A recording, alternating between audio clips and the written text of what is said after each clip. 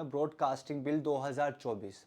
यही same bill, इससे मिलता जुलता बिल 2023 में भी इंट्रोड्यूस किया गया था, जिसके अंतर्गत ओटीटी प्लेटफॉर्म्स यानी कि आपके Netflix, Amazon Prime, Hotstar, Sony Liv, ये ओटीटी प्लेटफॉर्म्स इंक्लूड किए गए थे। यानी कि केंद्र सरकार का कहना था इन ओटीटी प्लेटफॉर्म्स में सेक्सुअल कंटेंट्स दिखाए जाते हैं जो हमारे देश के भविष्य के लिए ठीक नहीं है, और सरकार इसमें अपना हस्तक्षेप करना चाहती थी, कंट्रोल करना चाहती थी। वो ये चाहती थी कि क्या चीज़ें दिखाई जाएं हमारे पब्लिक को, हमारे भारतीय नागरिक सिटीजन्स को, और क्या चीज़ नहीं दिखानी चाहिए। ठीक, बट ये 2023 में बिल पास नहीं हुआ। अब 2024 में सेम बिल इंट्रोड्यूस किया गया है, बट ओटीटी कंटेंट्स के अलावा कुछ अन्य चीज़ भी इस बिल में इंट्रोड्यूस की गई हैं जो कि काफ़ी क्रिटिसाइज की जा रही हैं। तो आइए जान लेते हैं कि ये बिल है क्या।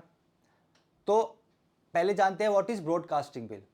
The draft bill extend it's scope beyond the OTT contents, यानी कि इस बिल में हमारे ओटीटी कंटेंट्स भी इंक्लूड किए जा रहे हैं, और डिजिटल न्यूज़ भी इंक्लूड की जा रही है, और ऑनलाइन वीडियो क्रिएटर्स यानी कि यूट्यूब, यानी यूट्यूब पे आप ऑनलाइन वीडियोस देखते हैं, चाहे वो कैसी वीडियोस हों, पढ़ाई से रिलेटेड वीडियोस हों, ठीक है, ट्रैवलिंग वीडियोस हों, या आपके खाने पीने से रिलेटेड वीडियोस हों, या अन्य अदर कंटेंट्स।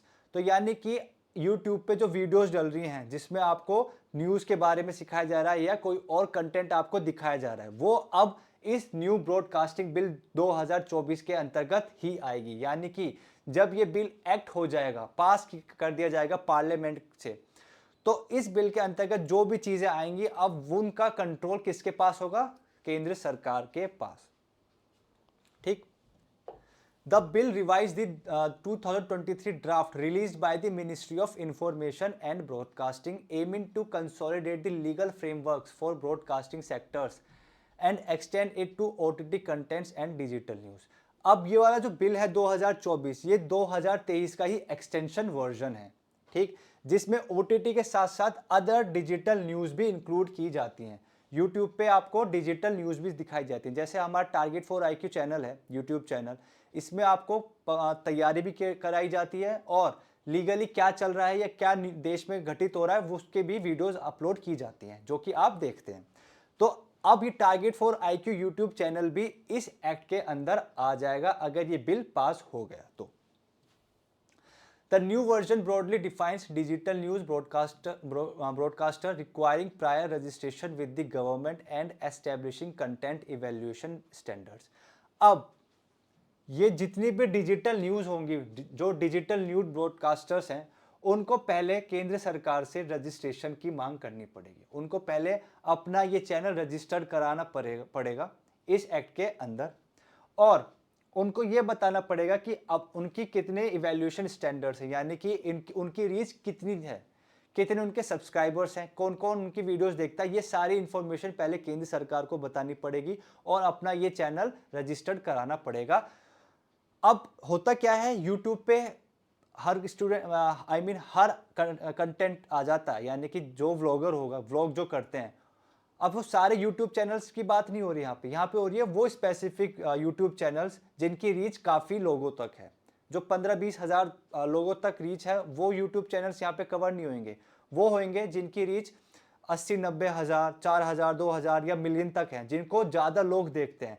ठीक, उन यूट्यूब चैनल्स को यहाँ कंट्रोल किया जाएगा कि वो क्या क्या कंटेंट अपने यूट्यूब चैनल पे अपलोड करते हैं।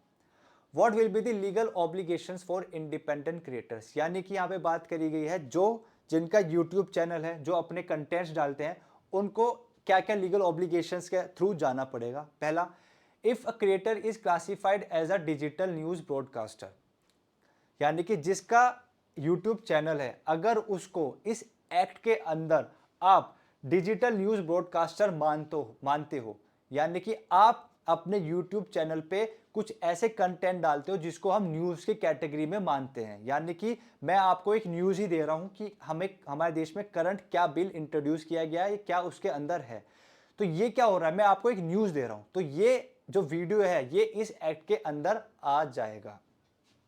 They must notify the Ministry of Information and Broadcasting about their work. हमें जो जितने भी यूट्यूब चैनल्स हैं जो आपको न्यूज़ दिखाते हैं, उनको इस मिनिस्ट्री को, जिसका नाम है ministry of information and broadcasting, इनको बताना पड़ेगा कि उनका काम क्या है। वो अपना जो ये यूट्यूब चैनल रन कर रहे हैं, उस यूट्यूब चैनल पे वो क्या काम करते हैं, हमें इस मिनिस्ट्री को बताना पड़ेगा। They are also required to form content evaluation committee at their own expense. और साथ ही साथ यहाँ बताया गया है कि जितने भी यूट्यूब चैनल्स हैं जो अपना खुद का चैनल चलाते हैं, उनको अपने ही खर्चे पे एक कमेटी गठित करनी पड़ेगी जिसका नाम होगा कंटेंट इवैल्यूएशन कमेटी। इसका क्या नाम होगा? Content evaluation committee. यानी कि ये committee target for IQ, suppose को टारगेट फॉर आईक्यू चैनल जो है इस इवैल्यूएशन इस ब्रॉडकास्टिंग बिल के अंदर आ रहा है, तो target for IQ YouTube channel को अपनी खुद के खर्चों पे खुद की कमेटी बनानी पड़ेगी जो ये डिसाइड करे कि ये जो कंटेंट हमने बनाया, ये जो वीडियो हमने रिकॉर्ड करी है यूट्यूब पे पब्लिश करने के लिए, क्या ये वीडियो बिल्कुल सही है, कुछ इसमें ऐसा तो नहीं जिसमें देश के बारे में या हमारी सरकार के बारे में कुछ उल्टा सीधा बोला गया हो। ठीक, इस कमेटी का ये काम होगा कि वो इवेल्युएट करे कि ये जो कंटेंट हमने बनाया ये सही है या नहीं। अब इस कमेटी में कौन कौन होगा, यहाँ पे यही बात करी गई है, विद डाइवर्स रिप्रेजेंटेशन। यानी इस कमेटी में बहुत सारे लोग हैं जिनका अलग अलग रिप्रेजेंटेशन होगा। पहले, individuals knowledgeable about various social groups, women, child welfare, scheduled caste, scheduled tribes and minorities. There the name of CEC members must be shared with the government. अब इस कमेटी में ऐसे लोग होंगे जिनको नॉलेज होगी काफ़ी अलग अलग वैरायटी की, कि कौन कौन से सोशल ग्रुप चल रहे हैं हमारे सोशल मीडिया पे, उस बारे में जिन लोगों को नॉलेज है उनको इस ग्रुप में ऐड किया जाएगा। इस ग्रुप में वुमेन भी होनी चाहिए, इस ग्रुप में वो मेंबर भी होने चाहिए जो चाइल्ड वेलफेयर से रिलेटेड सोचते हो या काम करते हो, शेड्यूल्ड कास्ट के भी होने चाहिए, शेड्यूल्ड ट्राइब्स के भी होने चाहिए और माइनॉरिटीज़ के भी होने चाहिए। और इस ग्रुप में कौन कौन है इसके बारे में भी गवर्नमेंट को इन्फॉर्म करना पड़ेगा। What are the penalties for non compliance? अब ये जो बात करी गई है इस बिल के अंदर, अगर आप इस बिल के अंदर जो बात करी गई वो नहीं आप मानते हो कि हम ये बात नहीं मानते, हम कमेटी नहीं बनाएंगे, अपने खर्चे पे भी नहीं बनाएंगे और हम जो कंटेंट शो कर रहे हैं वो भी हम आपको नहीं बताएंगे, अगर आप ऐसा कुछ करते हैं तो आपको पेनल्टीज दी जाएगी। ठीक, यहाँ पे बोला गया है कि अगर आप ऐसा कुछ करते हैं तो आपको स्टार्टिंग में 50 लाख का जुर्माना देना पड़ेगा और उसके बाद भी अगर आप नहीं मानते तो 2.5 करोड़ का जुर्माना आपको दूसरी बार देना पड़ेगा अगर आपने ये दूसरी गलती 3 साल के अंदर अंदर दोहराई। The center may prohibit the transmission of a program or the operation of the broadcaster or broadcasting network by citing public interest or national security reasons। अब जो ये हमारी केंद्र सरकार है, सेंट्रल गवर्नमेंट है, इनका उद्देश्य क्यों है ऐसा कि इस बिल को लाया जाए? उनका कहना है कि पब्लिक सेफ्टी, पब्लिक इंटरेस्ट के लिए, नेशनल सिक्योरिटी के लिए हमें ये कदम उठाने पड़ेंगे, क्योंकि कहीं ना कहीं हम ये सब भी जानते हैं कुछ यूट्यूब चैनल्स ऐसे भी हैं जो देश के विरुद्ध जाकर काम करते हैं, पब्लिकों को भड़काते हैं। ठीक, उन पे कहीं ना कहीं हमारी केंद्र सरकार या अदर गवर्नमेंट्स का कंट्रोल नहीं रहता। तो इस बिल के पास होने से कहीं ना कहीं हम ऐसी चीज़ों को रोक सकते हैं। तो ये एक उद्देश्य हुआ गवर्नमेंट का इस बिल को लाने के लिए। The draft bill states that any program or channel likely to promote disharmony, feelings of enmity, hatred or ill will between different religious, racial, linguistic, religion groups, यहाँ पे बात करी गई है वही बात जो मैंने अभी आपको बताया। ड्राफ्ट इस बिल को ड्राफ्ट करने का उद्देश्य यही था कि हमारे लोगों के बीच में एक दुश्मनी की भावना ना आए, हिंदू मुस्लिम ना होए, ठीक, या फिर उनको भड़काया ना जाए गवर्नमेंट के खिलाफ। इन चीज़ों को रोकने के लिए ही इस बिल को ड्राफ्ट किया गया था। Why is the government bringing this bill? इस बिल को लाने का उद्देश्य एक दूसरा ये भी था कि गवर्नमेंट ने ये बोला था, उनके एक सीनियर ऑफिशियल थे जिन्होंने बोला था कि ये जो लोकसभा का इलेक्शन हुआ था, इस इलेक्शन से पहले काफ़ी यूट्यूब चैनल्स ऐसे थे जिन्होंने काफ़ी कुछ अपने यूट्यूब कंटेंट पे डाला था जिससे कि जो हमारे देश के लोग हैं वो प्रवोक हुए, सरकार के विरुद्ध गए। ठीक, गवर्नमेंट का क्या कहना था, कुछ चुनिंदा ऐसे लोग थे यूट्यूब चैनल जो रन कर रहे थे, उन्होंने सरकार के बारे में कुछ बोला जिनके अगेंस्ट जाके लोगों ने प्रोवोक किया और उनके अगेंस्ट जाके लोगों ने उनको वोट नहीं दी। तो कहीं ना कहीं वो इस चीज से इस इलेक्शन में अफेक्ट हुए हैं। तो ऐसी चीजों को रोकने के लिए भी इस बिल को ड्राफ्ट किया गया था। What are the concerns with the broadcasting regulation bill 2024, यानी इस बिल के आने के बाद क्या क्या चीजें हो सकती हैं वो बताया गया है। पहला है थ्रेट ऑफ डिजिटल डिक्टेटरशिप। ठीक, अगर ये बिल पास हो गया तो कहीं ना कहीं डिक्टेटरशिप आ जाएगी। डिक्टेटरशिप मतलब कि कहीं ना कहीं सरकार की ही चलेगी कि अब यूट्यूब पर आपके चैनल पे क्या क्या चीजें डलनी है या नहीं, किन कंटेंट को सरकार ये मानेगी कि ये देश के हित में है, देश के विरुद्ध में है। तो कहीं ना कहीं अब टोटल डिसीजन, फाइनल डिसीजन किसका होगा? हमारे सरकार का ही होगा। तो इनडायरेक्टली आप डिक्टेटरशिप की तरफ बढ़ जाएंगे। दूसरा पॉइंट है additional compliance for online platforms. It establish a new safe harbour regime independent of the IT act and, यहाँ पे बोला गया है कि आईटी एक्ट के अंदर भी कुछ रेस्ट्रिक्शंस लगाई गई हैं कि अगर आप कोई भी काम करते हैं तो आईटी एक्ट के अंतर्गत ही करना है। बट इस एक्ट के पास होने के बाद हमें और एडिशनल रेस्ट्रिक्शंस हमें लग जाएंगी। अब हम कंटेंट ऐसे फ्रीली यूट्यूब पे नहीं अपलोड कर सकते। जैसे अब तो क्या है, यूट्यूब पे कोई भी अपना चैनल बनाएगा और वो कुछ भी बोल सकता है, freedom of speech and expression, जिसका जो मन है बोलने का वो अपने यूट्यूब चैनल बनाए, कंटेंट अपलोड करते।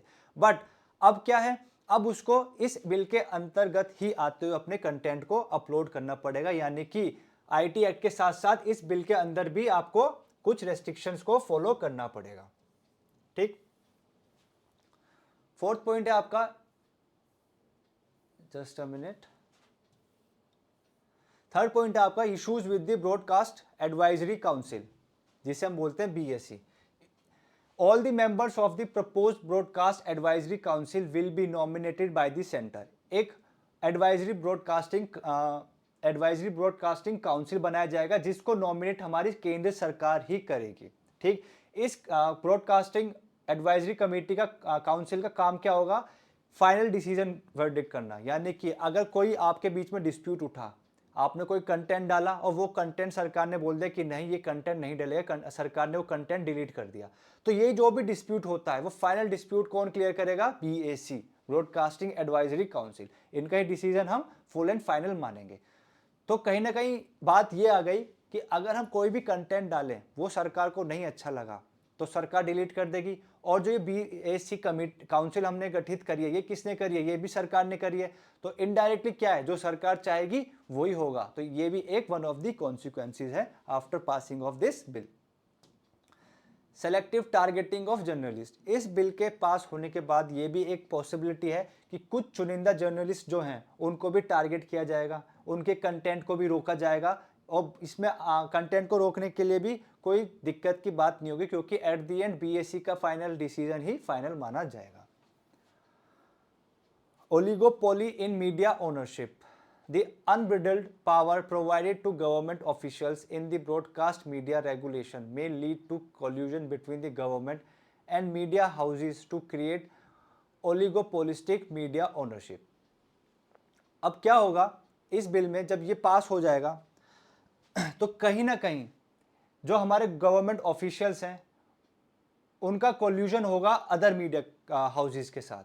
ठीक, यानी कि अगर ये बिल पास होगा तो कहीं ना कहीं किसकी चलेगी? फिर तो सरकार की चलेगी। वही डिसाइड करेंगे कौन सा कंटेंट यूट्यूब पे डलना है, कौन सा कंटेंट एयर होना है, ठीक, इंटरनेट पे डलना है। अब इससे क्या होगा कि वो डिसाइड करेंगे कौन सा मीडिया प्लेटफॉर्म अब चलना चाहिए। अगर जो उनके अगेंस्ट जाएगा उस मीडिया प्लेटफॉर्म को वो दबा देंगे, सरप्रेस कर देंगे, और जो उनके फेवर बोलेगा उसको उभारेंगे, ग्रो करेंगे। तो इससे क्या होगा? कंपटीशन जो है, क्योंकि कंपटीशन कैसे होगा? एक फेवर साइड पे थोड़ी होगा। अगर आप किसी को उसके नेगेटिव पॉइंट्स के बारे में नहीं बताएंगे तो एक ये चीज़ हो जाती है कि फिर सरकार की एक डिक्टेटरशिप चलेगी, और इस डिक्टेटरशिप के चलने से जो भी मीडिया हाउसेस हैं वो अपनी एक ओलिगोपोलिस्टिक मीडिया ओनरशिप स्टार्ट कर देंगे, यानी कि वो सरकार के हित में ही बोलेंगे। ठीक, सरकार के हित में बोलेंगे तो सरकार उनके कंटेंट को कहीं ना कहीं रोकेगी नहीं, उसको अलाउ कर देगी। और इससे क्या होगा, एक नेगेटिव चीज़ें जो अगर सरकार करती है वो हमें शो नहीं हो पाएगी। तो सरकार जो चाहेगी वही कंटेंट शो होंगे और कहीं ना कहीं पूरे देश में एक डिप्लोमेटिक चीज़ें स्टार्ट हो जाएंगी। तो ये एक बिल है जिसको काफ़ी क्रिटिसाइज़ किया जा रहा है इस वजह से कि ये अगर पास हो गया तो कहीं ना कहीं सरकार अपनी डिक्टेटरशिप स्टार्ट कर देगी। ये जो बिल था जो मैंने आपको बताया, इसमें क्या क्या प्रोविजंस हैं, क्या इसका मिसयूज़ होगा अगर ये पास हुआ, बट ये बिल सरकार ने पेश करने से पहले ही वापस ले लिया है।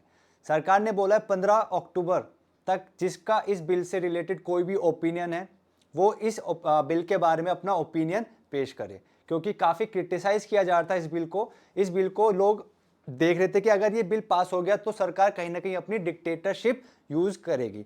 अब इसी डर से सरकार ने इस बिल को पेश करने की बजाय वापस ले लिया है और पब्लिक ओपिनियन या एक्सपर्ट ओपिनियन की डिमांड करी है अक्टूबर तक। तो देखते हैं अक्टूबर के बाद ये क्या बिल पेश किया जाएगा या ये इसको वापस ले लिया जाएगा।